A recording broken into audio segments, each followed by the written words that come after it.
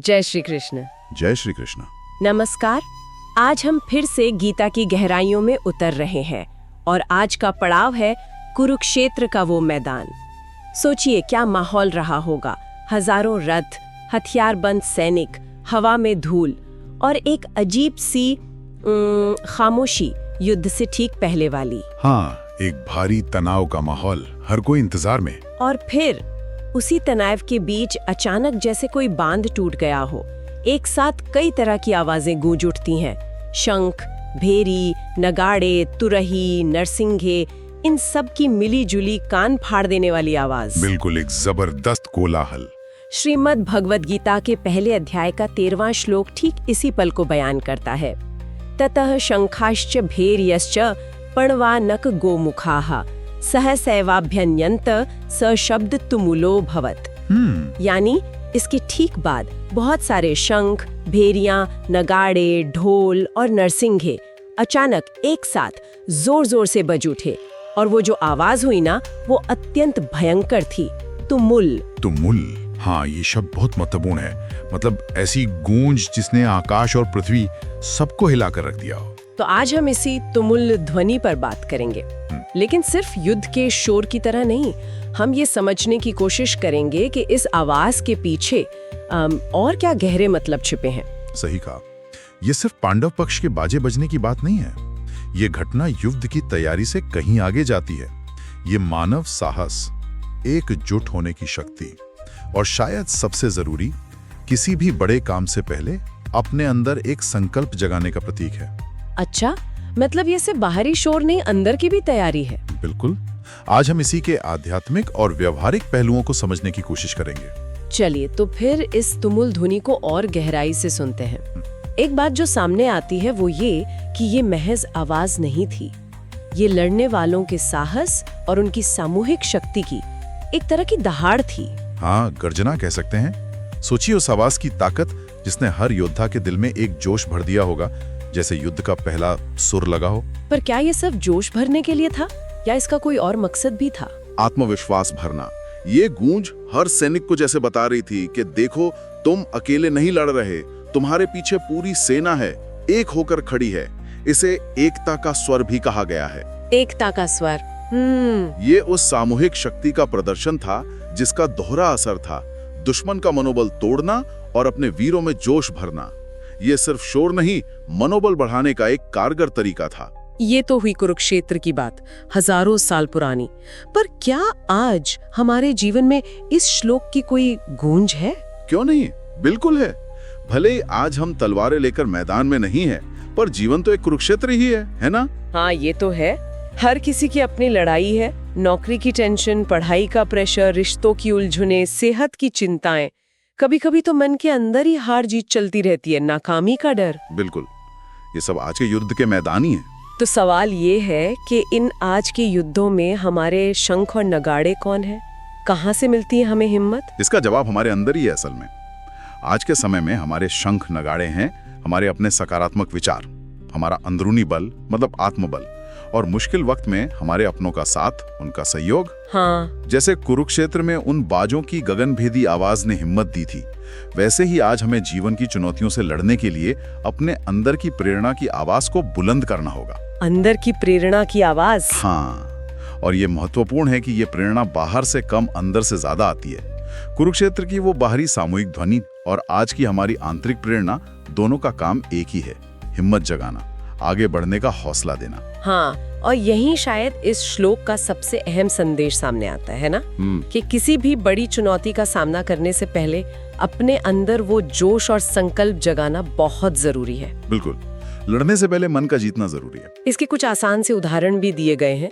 जैसे कोई स्टूडेंट किसी बड़े इम्तिहान से पहले डर को हटाकर पूरे इरादे से खुद को तैयार करता है, तो वो उसका अपना शंखनाद है। सही। या जब कोई इंसान मुश्किल हालात में निराश होने के बजाय खुद से कहता है, नहीं मैं कर सकता हूँ, मैं रास्ता निकाल लूंगा, तो ये उसके अंदर बज रहा आत्मबल का नगाड़ा है। हाँ बिल्कुल। और इसी तरह जब कोई परिवार या कोई टीम मिलकर किसी मुश्किल का सामना करने का फैसला करती है, तो वो उनकी सामूहिक तुरही की आवाज है। सामूहिक तुरही, अच्छा लगा ये सुन के। और सबसे जरूरी बात, ये प्रेरणा की आवाज कहीं बाहर से नहीं आती, ये हमारे अंदर से, हमारी आत्मा की गहराई से उठती है। मतलब ये कोई बाहरी शोर शराबा नहीं है, ये अंदर की शक्ति की असली अभिव्यक्ति है। इसे आप आध्यात्मिक जागृति से भी जोड़ सकते हैं। जैसे ध्यान या साधना से मन शांत होता है ना, तो एक अंदरूनी शक्ति महसूस होती है, एक स्पष्टता आती है। हाँ, होती है। वही असल में हमें हिम्मत और स्थिरता देती है। ये वो अंदर की गूंज है जो बड़े से बड़े तूफान में भी हमें हिलने नहीं देती। ये तो हुई व्यक्तिगत आत्मबल और अंदर की प्रेरणा की बात, लेकिन श्लोक में तो कई सारे बाजों का जिक्र है, शंख, भेरी, नगाड़े। हाँ, और यही इसका दूसरा अहम पहलू है, सामूहिक शक्ति। ये हमें याद दिलाता है कि बड़ी सफलताएं अक्सर अकेले नहीं मिलती, उनके लिए सहयोग चाहिए होता है। ध्यान दीजिए, श्लोक में किसी एक बाजे का नाम नहीं है। शंख, भेरी, पणव, आनक, गोमुख, ये सब मिलकर उस तुमुल यानी प्रचंड ध्वनि को पैदा करते हैं। तो इसका हमारी जिंदगी में क्या मतलब हुआ? इसके उदाहरण तो हमारे चारों तरफ बिखरे पड़े हैं। एक परिवार तभी खुशहाल होता है जब सब एक दूसरे का साथ देते हैं। कोई कंपनी तभी आगे बढ़ती है जब पूरी टीम एक होकर काम करती है। हाँ, सही बात है। एक समाज तभी तरक्की करता है जब लोग अपने छोटे मोटे फायदों से ऊपर उठकर सबके भले के लिए एकजुट होते हैं। ये सब उसी सामूहिक शंखनाद के अलग अलग रूप हैं। ये तुलना बहुत अच्छी है। बिल्कुल, जैसा कहा गया है, जैसे उन अनेक बाजों की मिलीजुली आवाज ने पूरे युद्ध क्षेत्र को कंपा दिया था, ठीक वैसे ही हमारे जीवन में एकता और सहयोग की आवाज सबसे बड़ी ताकत है। जब लोग एक साथ एक अच्छे मकसद के लिए खड़े होते हैं तो उनकी मिलीजुली ऊर्जा, जिसे सिनर्जी कहते हैं, वो कमाल कर सकती है। हाँ, सिनर्जी। ये सामूहिक ऊर्जा न सिर्फ बड़े लक्ष्यों को पाना आसान बनाती है, बल्कि ये हमें हमारे अपनी कमियों, हमारे डरों और शक से ऊपर उठने में भी मदद करती है। एकता में जो बल है वो अकेले इंसान की ताकत से कहीं ज्यादा है। ये हमें एहसास कराता है कि हम अकेले नहीं, किसी बड़े उद्देश्य का हिस्सा हैं। प्रिय श्रोताओं, यदि अब तक आप इस ज्ञान यात्रा से जुड़ रहे हैं और आपको ये विचार प्रेरणादायी लग रहे हैं, तो मैं आपसे एक छोटी सी विनती करता हूँ। इस वीडियो को लाइक कीजिए ताकि हमें पता चल सके कि ये संदेश आपके हृदय को छू रहा है। इसे अपने मित्रों और परिवार के साथ शेयर कीजिए ताकि वे भी गीता के इन अनमोल उपदेशों से लाभान्वित हो सकें। और यदि आपने अभी तक हमारे चैनल को सब्सक्राइब नहीं किया है तो तुरंत कर लीजिए ताकि आगे आने वाले हर अध्याय और हर श्लोक की गूंज आप तक समय पर पहुंच सके। आपका ये छोटा सा सहयोग हमें और अधिक प्रेरित करता है कि हम गीता के गहरे संदेशों को आधुनिक जीवन से जोड़कर आप तक पहुंचाते रहें। तो हमने देखा कि गीता का ये एक छोटा सा श्लोक, जो बाहर से देखने पर सिर्फ युद्ध के मैदान में बजने वाले कुछ बाजों का जिक्र लगता है, अपने अंदर कितने गहरे और आज के लिए भी जरूरी संदेश छिपाए हुए हैं। हाँ, बिल्कुल। अगर हम आज की चर्चा का सार निकालें तो मुख्य बातें क्या रहीं? देखिए, मेरे ख्याल से पहली बात तो ये है कि किसी भी चुनौती या संघर्ष का सामना करने से पहले अपने अंदर जोश, आत्मविश्वास और एक पक्का इरादा जगाना बहुत जरूरी है। ये तैयारी का पहला और सबसे अहम कदम है। तैयारी का पहला कदम। और दूसरा कि बड़ी कामयाबियां अकेले नहीं मिलती, उनके लिए सामूहिक कोशिश और आपसी सहयोग बहुत जरूरी है।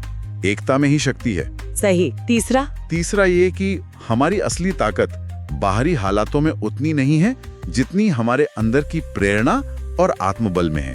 वही हमारा सच्चा नगाड़ा है। अंदर की प्रेरणा हमारा सच्चा नगाड़ा। वाह। और चौथा कि जब तक हमारे अंदर आत्मबल की गूंज है, जब तक हमारा हौसला बुलंद है, तब तक कोई भी मुश्किल हमें हरा नहीं सकती, हमें डिगा नहीं सकती। बहुत खूब। तो मतलब ये शंख और नगाड़े आज भी बच सकते हैं हमारे अंदर? बिल्कुल। और इसीलिए जो अंतिम संदेश है वो बहुत ही प्रैक्टिकल और पावरफुल है। तो हर सुबह, हर नए काम से पहले अपने भीतर का शंख और नगाड़ा बजाइए।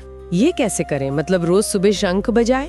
नहीं, ये कहने की बात नहीं है। ये एक दिमागी कसरत है, एक सचेत प्रयास। हर दिन की शुरुआत में या कोई भी मुश्किल काम शुरू करने से पहले एक पल रुककर अपने मन में हिम्मत, पॉजिटिविटी और पक्के इरादे का संचार करना। अच्छा, मतलब एक मानसिक तैयारी। हाँ, यही अंदरूनी आवाज, यही संकल्प की गूंज हमें डर से आजाद करेगी और जीवन के हर मोर्चे पर जीत की तरफ ले जाएगी।